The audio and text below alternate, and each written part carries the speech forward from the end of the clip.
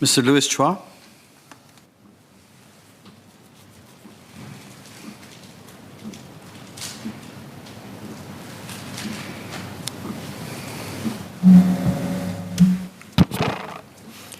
There is an increase in gig economy workers in recent years, but many are in a precarious position.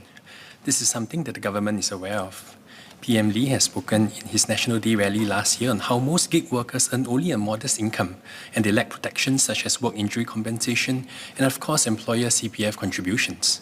However, there have been arguments made on how if changes are implemented, markets may be distorted resulting in consumers bearing the cost.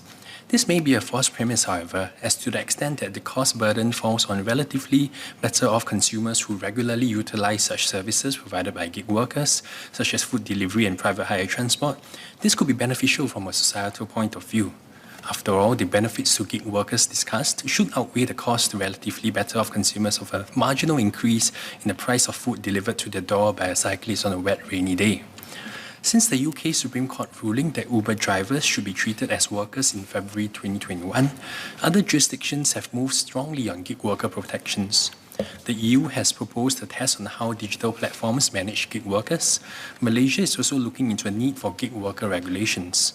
Hence, I would like to ask the Ministry if legislation will be introduced to protect the rights of gig workers and provide them with at least a minimum level of benefits and protection and safety nets, such as insurance and work injury compensation.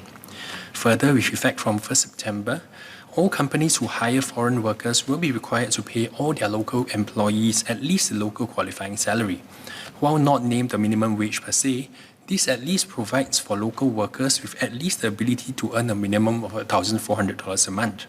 Gig economy workers today have no control over their earnings and are subject to the ever-tightening incentive fee schedules in order to barely make ends meet. Could efforts be done to ensure that they earn at least a fair wage, with reference to locals working part-time earning at least $9 per hour as per the LQS?